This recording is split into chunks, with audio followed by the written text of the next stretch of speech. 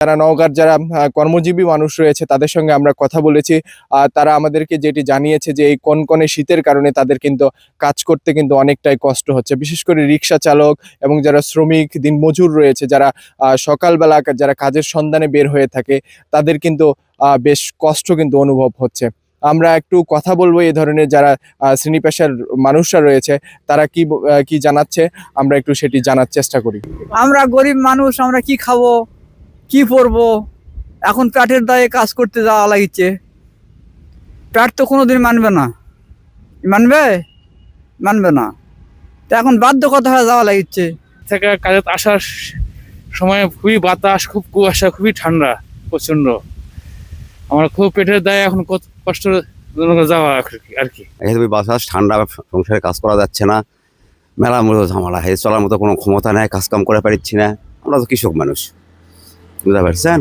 এই হলো ব্যাপার, খুবই কষ্ট, শরীর বাড়াতে পারছে না, ঠান্ডায় কাজ কাম করার খুব অসুবিধা। শীতের মধ্যে শীত তো বেশি হবে, কিন্তু এই ঠান্ডা একটু বেশি।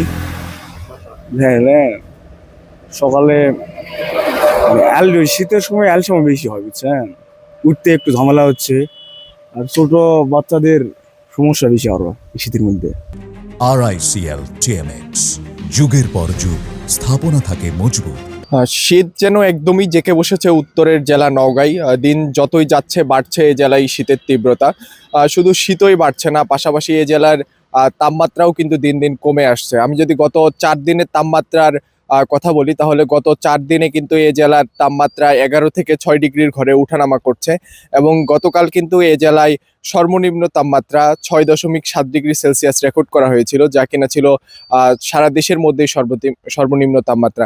এবং আমি যদি আজকের তাপমাত্রার কথা বলে থাকি, তাহলে আজকের তাপমাত্রা এখানকার স্থানীয় আবহাওয়া অফিস যেটি রেকর্ড করেছে সেটি হচ্ছে 9.7 ডিগ্রি সেলসিয়াস।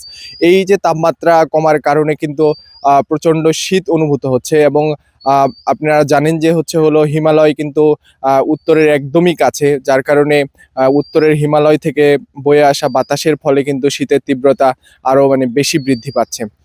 শীত বৃদ্ধি পাওয়ার ফলে যারা বিভিন্ন বয়সের শ্রেণী পেশার মানুষরা রয়েছে, বিশেষ করে কর্মজীবী যারা মানুষ রয়েছে, তাদেরকে কিন্তু ভোগান্তির মধ্যে পড়তে হচ্ছে। এবং শিশু থেকে যারা বৃদ্ধ, তারা বেশি এই শীতের যে শীতজনিত যে সমস্ত রোগগুলো রয়েছে সেই সমস্ত রোগে কিন্তু আক্রান্ত হচ্ছে।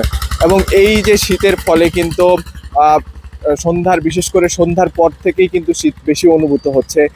সন্ধ্যা নামার সঙ্গে সঙ্গেই কিন্তু ঘন কুয়াশায় চারপাশটা ছেয়ে যাচ্ছে। এবং সকালবেলা এবং আজকে আমার পিছনে ঠিক দেখতে পাচ্ছেন যে ঘন কুয়াশায় এবং আচ্ছন্ন হয়ে আছে কিন্তু চারপাশ। এবং এই যে ঘন কুয়াশার ফলে কিন্তু ছোট থেকে বড় ধরনের সড়কে যে দুর্ঘটনাগুলো সেগুলো কিন্তু হচ্ছে। এবং এই দুর্ঘটনা প্রতিরোধে যে যানবাহনগুলো রয়েছে সেগুলো হেডলাইট জ্বালিয়ে কিন্তু চলাচল করছে। বিশেষ করে এই শীতের ফলে এবং তীব্র কনকনে শীতের ফলে কিন্তু জনজীবনে অনেকটাই কিন্তু ভোগান্তি দেখা দিয়েছে। এবং আবহাওয়া অফিস যেটি জানাচ্ছে যে ঠিক কতদিন এ ধরনের তাপমাত্রা থাকবে এটি কিন্তু এখনই কিন্তু নিশ্চিত করে কিন্তু বলা যাচ্ছে না।